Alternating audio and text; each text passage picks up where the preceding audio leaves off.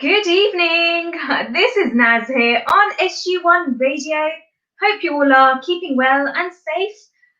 Not long till the end of lockdown. I hope we have been keeping you entertained at SG1 Radio.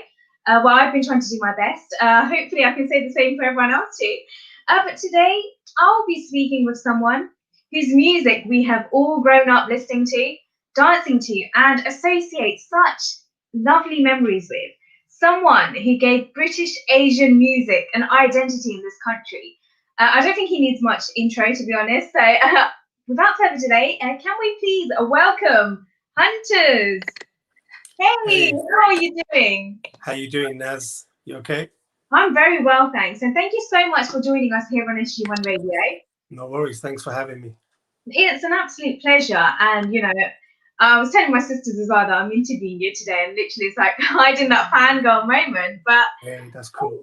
honestly, there's no doubt that your career graph is amazing and it speaks volumes for itself. Having produced your first album in 1999 and then you Mm, released your first vocal album in 2003, and then since that's then, there's right. been like no looking back. So, personally, how do you feel the journey has been for you to get where you are now?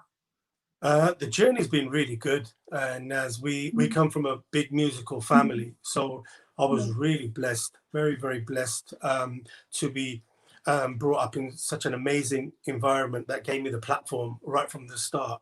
But we knew we were in it for the me and my brothers. We knew we were in it for the really long run, meaning study music, um, and take that route, which is what I've done. So all the stuff that I've released, all the music I've released over these years have been while I've been training behind the scenes. I would come back, release something. I'm being very lucky that I got such a great reception from everybody.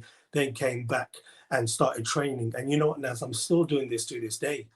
So it's been really cool. And I'm a bigger student at heart. That's what I am. Oh, do you know what? I really love this. And out of curiosity as well, how did the name Hunters come about? Hunter's is a family nickname I had since I was really young. My uncles gave me. It started from just in Punjabi. They used to say, "Oh, iki kari janda, hunting kari janda." I used to mess around with my cousins, and I was always hunting to, I don't know, fight them or something. Bit mischievous, probably. It just started from hunter to hunters, and it just stuck. And then all through school life, college life, tuition, everyone just called me Hunters. My mum calls me Hunters. So Really? if your mum calls you Hunters, then everybody calls you Hunters. That is true. It's just one of those things. Are you ever called by your real name, Alvi? Does anyone ever call you by your real name? Nobody really calls me by Alvin, no, unless you're gonna say Alvin and the Chipmunks. My sister would say that. My sisters might say, "Oh, there's Alvin and the Chipmunks." But no one really, no one really says that. So everybody knows. All my friends, or people get to know me. Everyone just says H. So Yeah. Oh no, I either think that's H or really Hunters. sweet, actually. That is really sweet. And have you always been someone into music? Yeah. Or, From day one, it was always music. There was nothing else. You can't even ask me the question, what would you have done? I don't think I could ask you this. Yeah. It's really difficult because I do get asked that, but everyone's just stopped it now. And everybody who knows me, they knew, look, from day one, he Yeah. was only ever going to do music, only music. I was at school when I was playing my uncle's band. So I'd come from school as a 12-year-old playing drums up and down UK. And then from there progressed to my other cousin's band. I started traveling and I started just doing music. I've only ever done music. The only other thing I've done was play football. Yeah. So I played football, but that's because I captain all through my school life. I captain all the teams, always captain. But it wasn't going to happen. Music was just way too. Once that fire was lit, it was going to burn, and it's still burning. I love it. I love it. And you first collaborated with your brothers, Ishmael and B, That's right. on a very hit song, Girlfriend. And also you worked with them on other tracks. So how was it like working with family? Oh, working family is amazing. I mean, we first collaborated actually before that on the album Fat Tracks. So I Yeah. done a compilation album called Fat Tracks. Just after, as you mentioned, 2003 was my vocal debut. But before my vocal debut, Naz, I produced music because I'm a music producer as well. It's really crazy that the singing or the singing side has taken so much of the would you want to the attention away from the fact that I'm a music producer. I produced all of my songs, bar probably about 3 songs. In all my career, I've produced all of my songs. No one's ever talked about, hold on, you produced all these songs. They're just like, how do you sing like that? Or we love those songs. So I produced Nachange Sari Raat, Pyar Ho Gaya, massive songs for Stereo Nation first. That's what I done. And those songs were really, really big and got me on a platform as a music producer all around the world, India, Pakistan, America, Africa, all over the place. But in 2003, I made my vocal debut. And those who know my family know that it wasn't just a debut, because people were like, where's this guy come from overnight? It wasn't overnight. There was a lot of work. And 2004 is when I first collaborated properly with my brothers on an album, even though they made small features on my first album, Most Wanted. So 2004, we made an album called Fat Tracks Volume 1, and there was a song called Yara Di Yari, which Ishaz flew back in from India. He was there doing his music training, flew back in, smashed that song up, and then got on a flight and flew back out.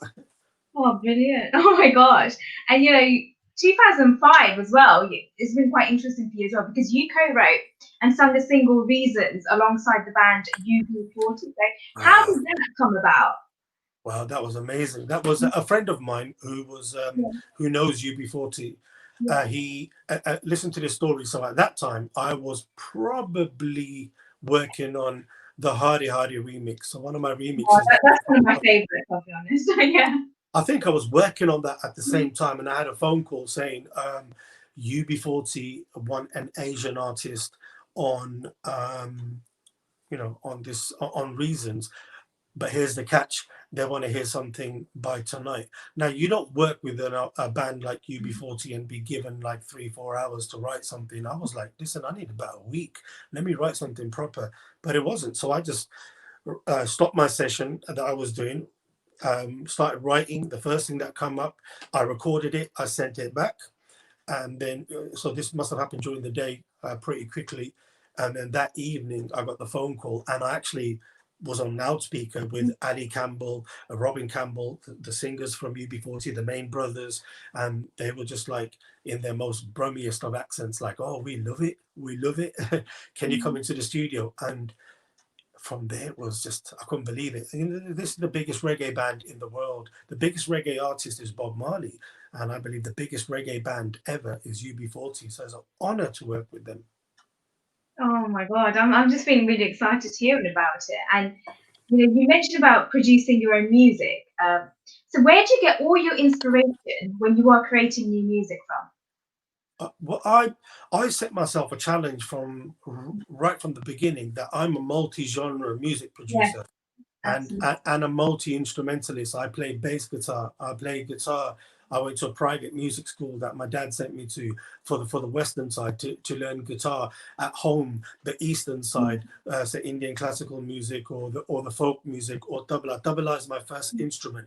So I always was focused on different artists, Michael Jackson to Prince to the hip hop stuff to the Qawwali stuff to the classical stuff. And I remember my dad saying, look, it's a really difficult thing to do, but if you do want to do it, your whole life is going to be consumed by music, son. Is that what you want to do? And I said, that's exactly what I want to do. And so I've always okay, today, as we're doing this interview, it's a very big day for me because my first ever collaboration with Apache Indian was released today, which is amazing for us. And so you've got the exclusive right now, which is really cool. Big up SG1 Radio. I do really feel I do feel really pleased about it. So please do tell us, because a trip to Jamaica, honestly, that would be really great. If you can tell us a bit about it and how that came about as well, please. Yeah. It's just leading on from your great question about producing different styles. Yeah. Reggae, when I moved to Birmingham years ago, I come from a small town called Bedford. Not too far from us. Not too far from you. And from Bedford, we have Noreen Khan's from Bedford, a very good friend of mine. And then I moved quite a long time ago, and Birmingham is like a hub of reggae. You come to Birmingham, you've got UB40, many others, and obviously Apache Indian. So I got the reggae vibe and started doing the reggae stuff. And a lot of people are going to hear me do a lot of reggae stuff. So that's how I got to work with Apache Indian. I went to an academy. Apache Indian runs an academy called AIM Academy, which is AIM, Apache Indian Music Academy. But it's amazing work. He does a lot of stuff there. He takes it's not just music he does there, Naz. He helps people with mental health problems, helps people, takes people off the streets, youngsters off the streets who are maybe gang affiliated or something. So I went there and I ended up teaching there while I was there. So I went and volunteered and tried to help. And I always say this, in teaching others, I was learning myself. It was amazing. And me and him just collaborated. Everyone looked at us and said, this has to happen. It has to happen. And it did happen. And finally, we collaborated on the song Trip to Jamaica. I just came up with the chorus one day. I produced the song and I sent it to him. And he was in America at the time. He recorded it. And today, it's all over the world right now. Oh my God, amazing. And you have been creating music for so many years now. So what has been your most favorite feedback or appreciation that you've received to date? Oh, that's a good question.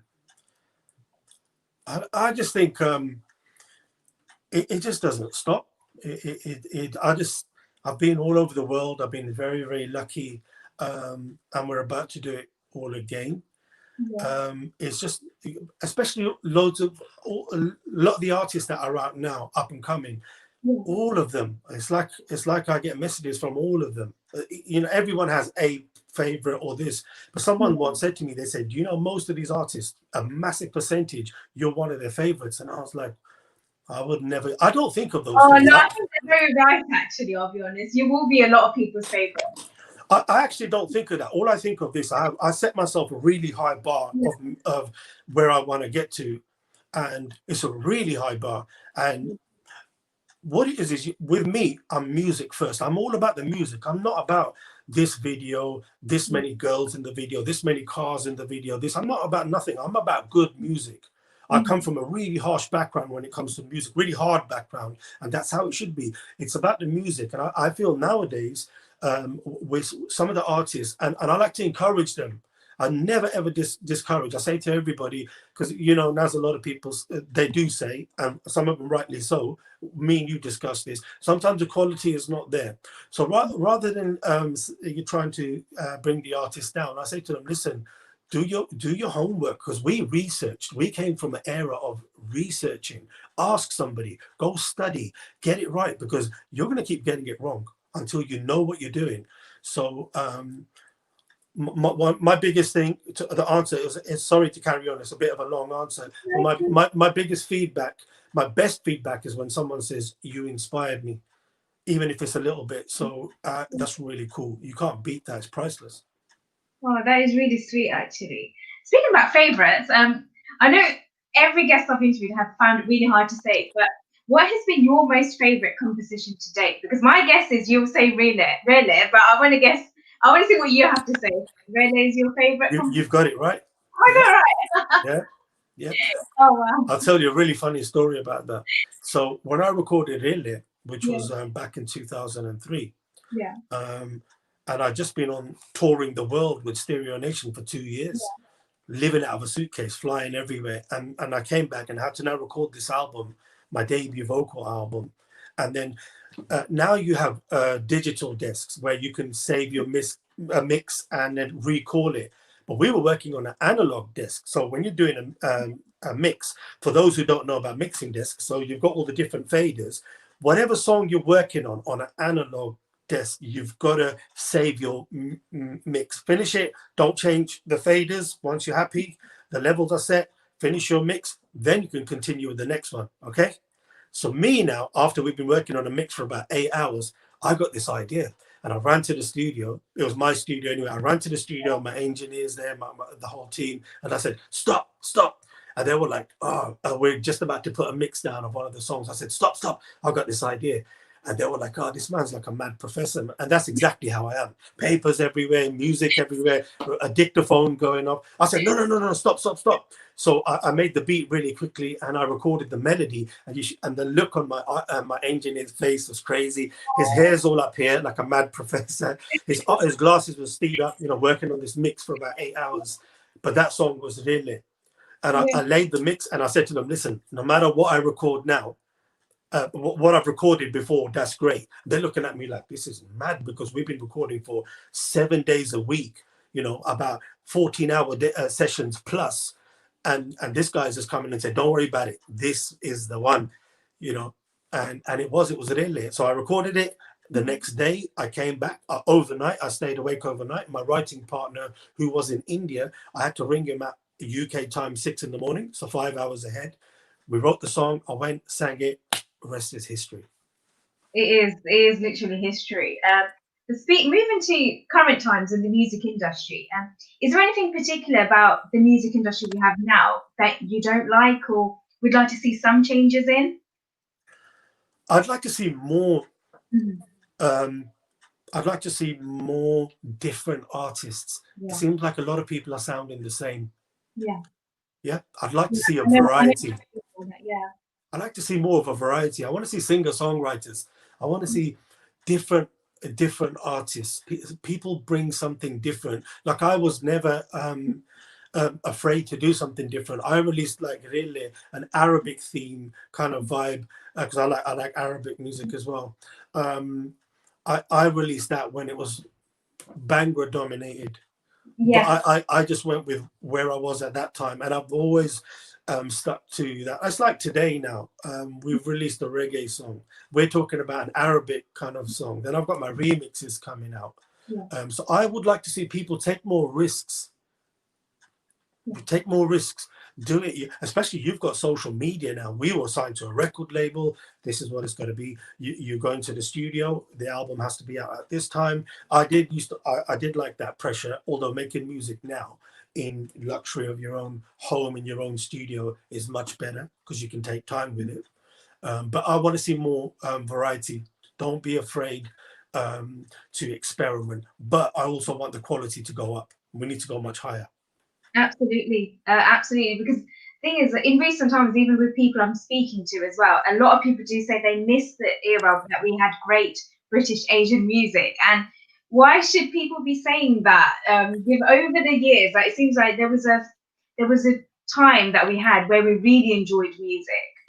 We used to look forward to album releases as well. But now it's just seems like all the newer songs that we're hearing, maybe you are right, we do need to see a bit of diversity, something that we get excited to hear about, not to think, oh, this sounds very similar to what I heard elsewhere.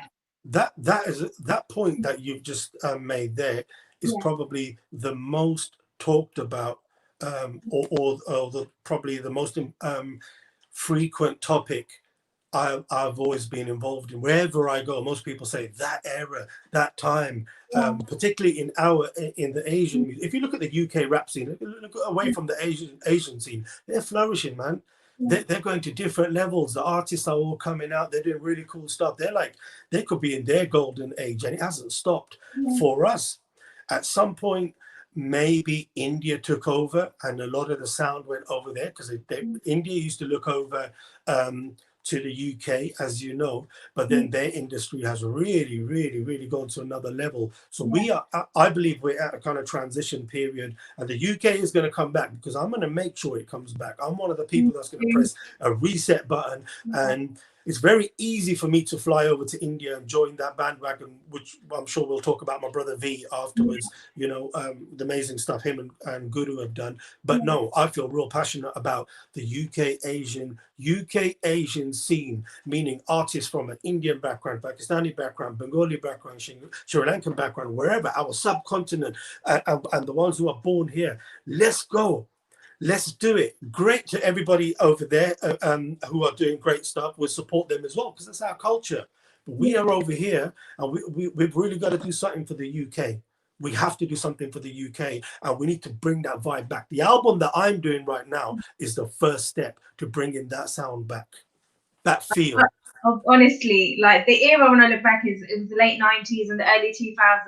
I think that was when we had the best British Asian music, and I'm really looking forward to seeing all of that you're going to be bringing in because there's so Trust many me. people. Like literally, there's going to be all these queues lining up waiting for it because This album, for those that have heard the album, they just can't believe it. They're like, that's exactly what the UK needs. And it's not me. It's not just me. It's a collaborative effort. Collaborative meaning I need you. I need SG1 radio. I need everybody involved. But here's the thing now. With me, I'm always about music first. I give you the music. If you like it, you play it. If you don't, you won't. I know what I'm about to create. I will never I don't release anything unless I know it's ready. That's another thing about me. As you know, I don't release often, but I am ready now. I can go on a 2-year run non-stop now. That's how much music I've got. But the UK album, UK based album to really start UK again. I'm really excited. It's a really amazing album. There's been nothing like this in the last 7 years. If anybody can find anything, let me know because my research is that intense. I know what's been released. It's my business to know what's been released. There's nothing like this album. Nothing. oh, We need it. exciting. How's the COVID-19 situation been for you? Have you had any plans been affected by it? Either it could be positively or negatively. How's it been for you? I always like to look at the positive. I mean, let's look at the other side quickly. Yeah. So 2 tours were cancelled. All of my shows for this year, all of my shows for the first time in how many years, and the travel restrictions really put a hold on to everything. But the positive is I got more studio time than I've had in a long, long time. So I've been able to prepare so much music over the last 8 months and before, but the 8 months has really, really taken the projects that I had to another level now. So it's been good in that sense. On the other side, it was like, okay, well, what do we do? Nobody knows what's going on.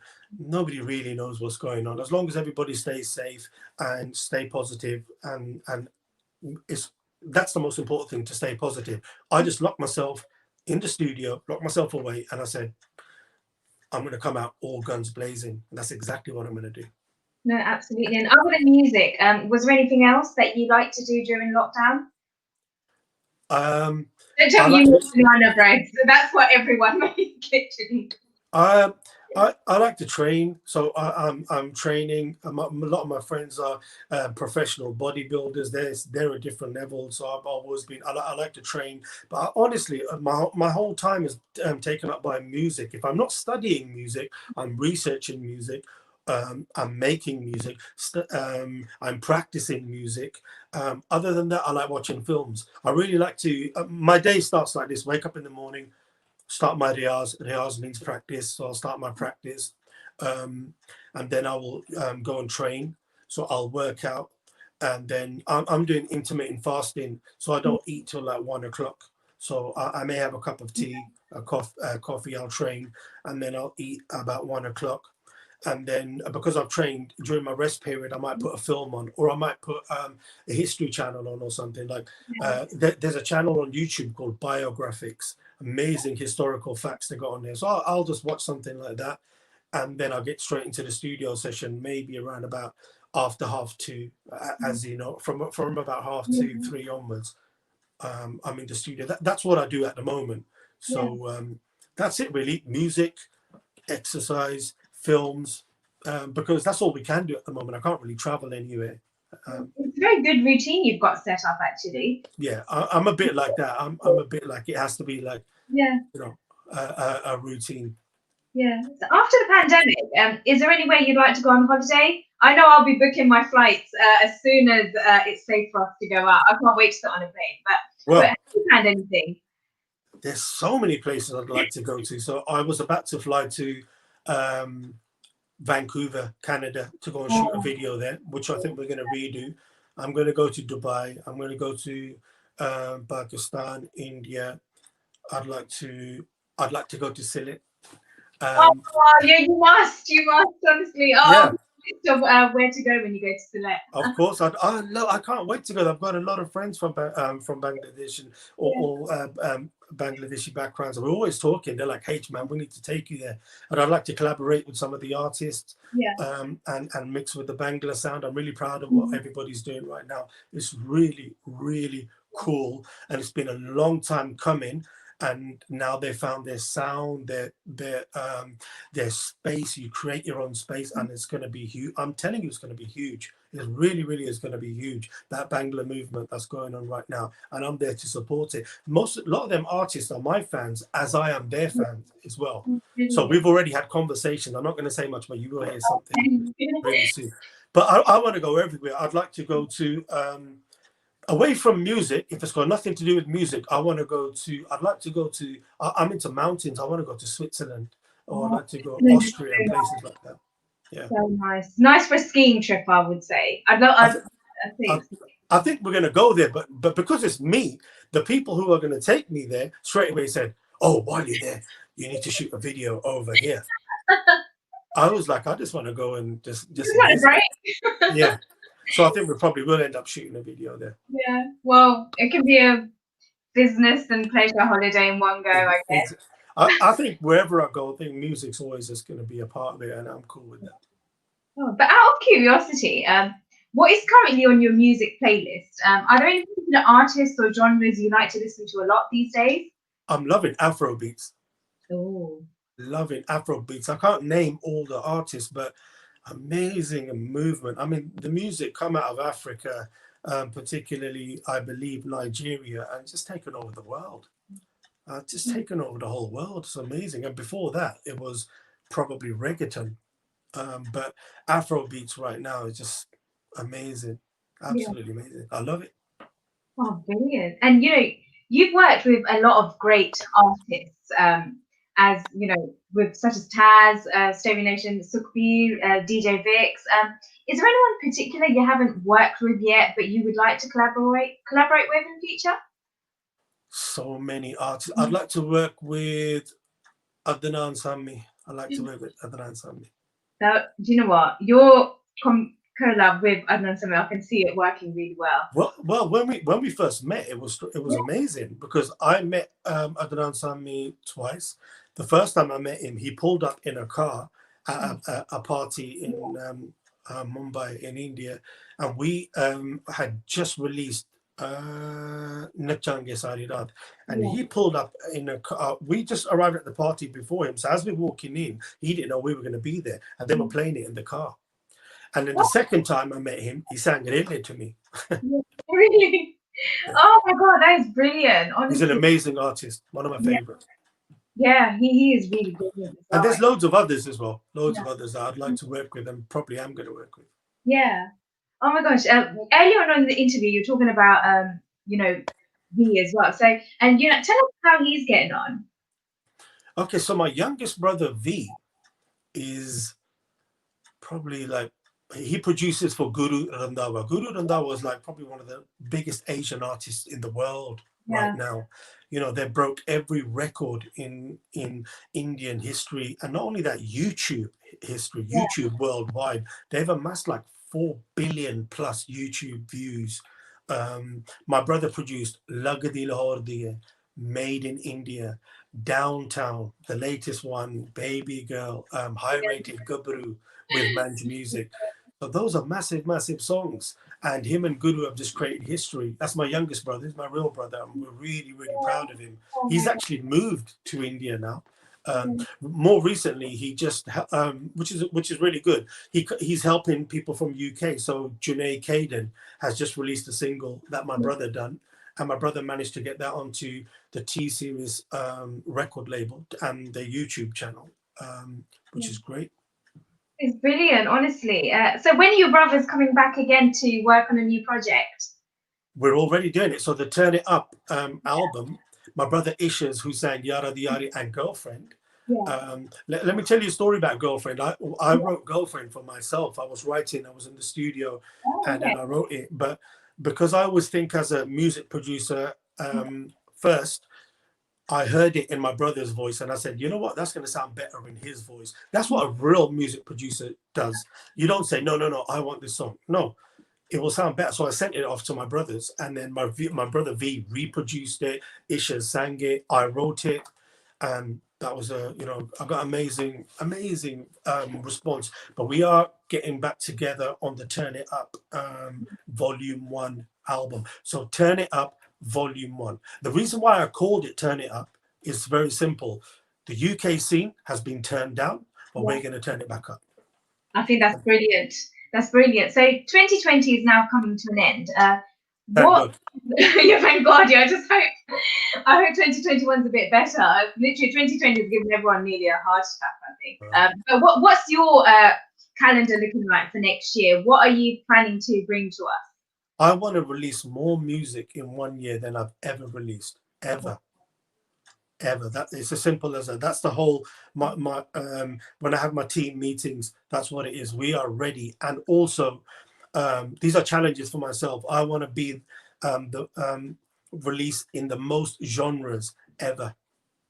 So you're going to find a Bollywood type song, a remix, a reggae song, an urban song with some of the big rappers in UK, by the way. Okay. Yeah. Everything. That's what I'm going for, because COVID, all of this situation has really showed me that nothing is a given. Tomorrow is not a given. You just don't know what's going to happen. If you want to do something, go for it now. Do it now. That's a really good way to say. And I'm really looking forward to 2021, honestly. Well, you're going to get all the music. Anything that we release will be sent to you. Okay. Thank you. And I'm really excited to share it. And if I forget, make sure you pop up and say, hey, where's my music? Just say I'll that. give you a call. Don't worry. I'll be like, you haven't sent me any new music. Just please do. And I mean it. You know me. I mean that. Say, hey, send me that and I'll send it to you. But now we're in touch anyway. I will make sure. And I respect everybody, all the radio stations, wherever you are. I respect you and your radio station, your platform there. So big up and thank you for taking time out. Like I said, I don't see, to me, everything is the same and the respect is the same level from me. Okay. Oh, thank you. No, and it's really, really lovely to have such people like you out there as well. And I think when people say you're an inspiration, they actually do mean it. And on that note, it would be really great if you can give any words of advice for those who are looking to enter the music industry, particularly now. Yep. Music is an amazing thing, but take it very, very seriously. Okay. Listen to your sound. Make sure your sound is right. Get everything. All the boxes have to be ticked. That's what I'm saying. Get the music right. Everything else follows. Okay. Now there's so much distraction. Get the music right. I say this to this day. I say this to no matter who I speak to.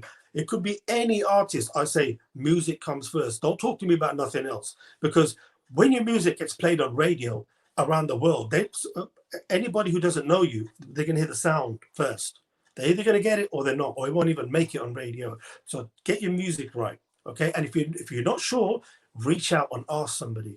We're here. You can get in touch with me. It's not a problem. But get your music right. Very, very important. And I'm going to drill this all the way down into the new year because I want to do a lot more stuff. And maybe we'll do another interview with you when Turn It Up comes out. If you guys want to do that, you just let me know. But my thing is going to really, really be about, listen, get the music right. And I'm going to keep saying it. Get the music right. That's all I'm going to say. Brilliant, brilliant piece of advice. And how can people follow your work and keep up to date with you in general? Are you able to tell us about social media platforms that you're active on? Mine is really simple. It's at Hunterz Music. It's very simple, all across. You can find me on Twitter, Instagram, Facebook. It's just simple, at Hunterz Music. That's it.